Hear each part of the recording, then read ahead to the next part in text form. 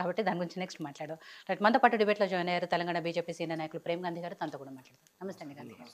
So Prem గారు, ఎలా అయితే వాళ్ళు ఏమంటారు అంతర్గత కలహాలకో అసమ్మతికో కేరాఫ్ అన్నట్టు క్రమశిక్షణ కేరాఫ్ అంటే బీజేపీ అని చెప్పుకునే వాళ్ళు గతంలో, ఇప్పుడు అది ఆ ఛాన్స్ లేదనుకుంటా. రాములు గారు అన్నట్టు మీ పార్టీలో కూడా లుకలుకలు స్టార్ట్ అయ్యాయి, అంతర్గత కలహాలు స్టార్ట్ అయ్యాయి, ముఖ్య నాయకులకు మధ్య ఒకళ్ళకొకళ్ళకు పడట్లేదు. ఇవన్నీ కూడా ఇటీవల కాలంలో వార్తలు వస్తున్న పరిస్థితుల్లో రాజాసింగ్ గారు అయితే ఓపెన్గానే చెప్పేశారు. సరే, మిగిలిన వాళ్ళంతా ఇంకా బయటకు అంతగా వచ్చి మాట్లాడనప్పటికీ రాజాసింగ్ గారు అయితే మాట్లాడారు. నిన్న కూడా ఆయన ఒక మాట అన్నారు, తనను సస్పెండ్ చేస్తే అందరి జాతకాలు బయట పెడతాను, ఎవరి వల్ల పార్టీకి నష్టం జరుగుతుందో అవన్నీ కూడా ప్రజల ముందు ఉంచుతాను, సస్పెండ్ చేయాలనుకుంటే నోటీసులు ఇవ్వాలనుకుంటే నోటీసులు కాదు ఏకంగా సస్పెండ్ చేయమని డిమాండ్ చేస్తున్నారు ఆయన.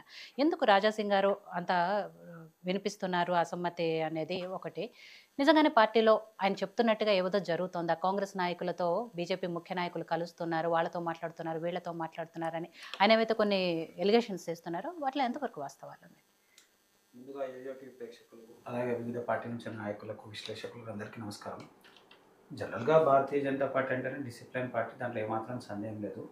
అయితే కాంగ్రెస్ పార్టీతో పోల్చుకున్నా బీఆర్ఎస్ పార్టీతో పోల్చుకున్నా మా దగ్గర కూడా కొంత బాధాకరమైనటువంటి విషయమే. ఒక పార్టీ పట్ల ఆయన అట్లా మాట్లాడడం, దాన్ని తీవ్రంగా ఖండించడం, గతంలో ఒక్కసారి ఆయన విషయంలో సీరియస్గా నోటీస్ చేయడం, నోటీస్ ఇస్తే కూడా ఆయన సస్పెండ్ చేయని మాట్లాడడం అంటే ఇలా వ్యక్తిగతమైనటువంటి కారణాలే తప్ప ఎక్కడ పార్టీ మీద భేదాభిప్రాయాలు వచ్చి కాదు.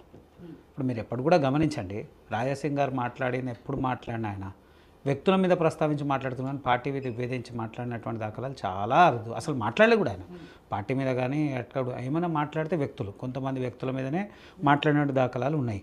ఇక్కడ కాంగ్రెస్తోని బీఆర్ఎస్తో పోల్చుకుంటే మాతో కంపేర్ చేస్తే మా దగ్గర చాలా 0.1% నష్టం జరిగిండొచ్చు పార్టీకి, లేదా మా దాంట్లో ఒక రాజాసింగ్ తప్ప ఇప్పటివరకు ఎవరూ మాట్లాడలేదు. అనేక మంది ఆ రోజు ఉన్నటువంటి డాక్టర్ లక్ష్మణ్ కాడి నుంచి చూసుకుంటూ వచ్చిన ఎప్పుడో సీనియర్ నాయకులు అనేక మంది ఎప్పుడో అసలు ఊహించిన టైంలోనే దేశం మొత్తంలో 2 ఎంపీలు బీజేపీ గెలిస్తే ఒకటి తెలంగాణ నుంచి వరంగల్ నుంచి గెలిచినటువంటి, అప్పటి నుంచి కూడా భారతీయ జనతా పార్టీకి తెలంగాణలో ఒక అస్తిత్వం కాపాడుకొని ఉన్నటువంటి పార్టీ. అనేక ప్రాంతాల్లో ఉన్నా కానీ టికెట్లు ఇచ్చినా ఇవ్వకపోయినా పార్టీలో ఎన్నో సంవత్సరాల నుంచి ఉండి పార్టీకి నిరంతరం సేవ చేస్తున్నటువంటి కార్యకర్తలు లేదా నిరంతరం సేవ చేస్తున్నటువంటి నాయకులు భారతీయ జనతా పార్టీలో అనేక మంది ఉన్నారు. మీరు వేరే పార్టీలతో కంపేర్ చేస్తే భారతీయ జనతా పార్టీలో గడికి అంటే ప్రతి 5 సంవత్సరాలకు ఒకసారి సీజన్ రాగానే మారిపోయేటువంటి నాయకులు మా పార్టీలో ఉండరు. వేరే పార్టీలో మీరు కంపేర్ చేయండి, ఈ పార్టీ నుంచి ఆ పార్టీ నుంచి చాలా మార్పులు చేర్పులు చాలా అది ఊహించని స్థాయిలో జరుగుతున్నాయి. మా పార్టీలో ఆ సిద్ధాంతం లేదు, అలాంటి ఆలోచన కూడా లేదు.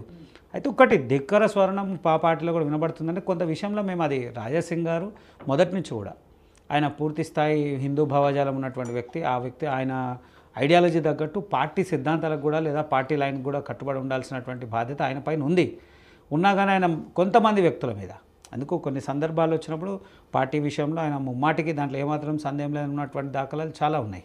ఇక ఏదో సందర్భం వచ్చినప్పుడు తప్ప కొన్నిసార్లు వారు విభేదిస్తున్నారు, దాన్ని కూడా మేము చింతిస్తున్నాం. కానీ కాంగ్రెస్తో పోలిస్తే మాకు చాలా తక్కువ కదా. ఆ రోజు వైఎస్ రాజశేఖర రెడ్డి వారు వాళ్ళ అధిష్టానాన్నే లెక్క చేయలేదు. అధిష్టానం లెక్క మాకెక్కడ అధిష్టానం లేదు, ఏం లేదు. ఇక్కడ కాంగ్రెస్ అంత వైఎస్ రాజశేఖర రెడ్డి చెప్తే అదే అని వాళ్ళు పంపించిన లిస్టు కూడా చింపి డస్ట్బిన్లు వేసి ఆయన సొంతంగా చేసినటువంటి దానికల్ అంటే కాంగ్రెస్ పార్టీతో కంపేర్ చేసుకుంటే మా విషయంలో చాలా వ్యక్తి కాంగ్రెస్లో ఒక్కటి కాదు, నేను 10 సంఖ్యల పేర్లు చెప్తా. జగ్గారెడ్డి అనుకుందాము, అనేక మంది, ఒక్కరు కాదు 10 మొన్న పోయినటువంటి దానం నాగేందర్ అనుకుందాం, దానం నాగేందర్ అందరూ ఒకరని కాదు, చాలామంది చిన్న స్థాయి నాయకుల నుంచి పై స్థాయి నాయకుల వరకు అనేక మంది కాంగ్రెస్లో వాళ్ళ పార్టీ మీద, పార్టీ నాయకుల మీద, పార్టీలో ఉన్నటువంటి అగ్రనాయకుల మీద, ఈవెన్ రాహుల్ గాంధీ, సోనియా గాంధీ మీద కూడా మాట్లాడిన వ్యక్తులు కూడా ఉన్నారు. మళ్ళీ అదే పార్టీలో ఉన్నారు చేసారు, అదేందో వాళ్ళ పార్టీకి సంబంధించిన విషయం. కానీ మాతో కంపేర్ చేస్తే వాళ్ళ దగ్గర చాలా అసలు ఊహించినంత స్థాయి.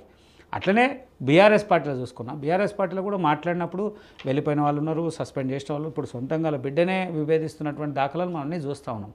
అన్ని పార్టీలతో కంపేర్ చేస్తే మా దగ్గర ఆ రకమైనటువంటి చర్యల్లో నష్టం జరిగే శాతం చాలా తక్కువ. దాన్ని కూడా మా పార్టీ పూర్తి స్థాయిలో ఆలోచిస్తూ ఉంది. దానికి సంబంధించినటువంటి ప్రతి అంశాన్ని కూడా క్షుణ్ణంగా తీసుకుంటూ ఉంది. అనేక సందర్భాలు నిజంగా చెప్పాలనుకుంటే వేరే పార్టీలు ఉంటే ఇలా పరిస్థితి వేరుంటుండే. మా దగ్గర ఉన్న సిస్టమ్ ఏ స్థాయిలో ఉంది అని అంటే ఏదైనా అధిష్టానం ఏదైనా మాట అన్నది ఆ మాటకి అందరూ కింద నుంచి పై స్థాయి నాయకుల వరకు అందరూ కట్టుబడి ఉన్నటువంటి దాఖలాలు ఉన్నాయి. భారతీయ జనతా పార్టీ యొక్క విధి విధానాల్ని మనమే కాదు, ఆ రోజుల్లో ఉన్నటువంటి అనేక పార్టీ కాంగ్రెస్లో ఉన్నటువంటి పెద్ద నాయకులు ఒకనొక సందర్భంలో కేసీఆర్ కూడా పార్టీ ఒక బీజేపీ పార్టీ సందర్భంలో వచ్చిన ఆయన కూడా గొప్ప చెప్పిన దాఖలాలు కూడా ఉన్నాయి. ఒకటే సరే పార్టీలో అంతర్గతంగా ఒకరి మీద ఒకరికి విభేదాలు ఉండడం, వ్యక్తి మీద ఉండేటువంటి విభేదాలు వేరు, పార్టీ మీద ఉండేటువంటి విభేదాలు వేరు. ఇలా నాయకుల్లో సర్వసాధారణమైనటువంటి విషయం అయిపోయింది. దానికి కారణం ఏంటంటే ఒకరినొకరు వారి వ్యక్తిగత ఆలోచనని పార్టీ మీద రుద్దాలనేటువంటి ప్రయత్నం చేసినప్పుడు పార్టీతో కొన్నిసార్లు దాన్ని యాక్సెప్ట్ చేయనప్పుడు కొంత విభేదించేటువంటి పరిస్థితులు ఉంటాయి. దాన్ని కూడా భారతీయ జనతా పార్టీ ఆ జరిగేటువంటి విషయాలను అన్నీ కూడా చూస్తూ ఉంది. సరైన టైంలో అలాంటివి జరగకుండా చూసే ప్రయత్నం సిద్ధంగా ఉన్నది. అక్షయ్ గారు, పార్టీలన్నీ కూడా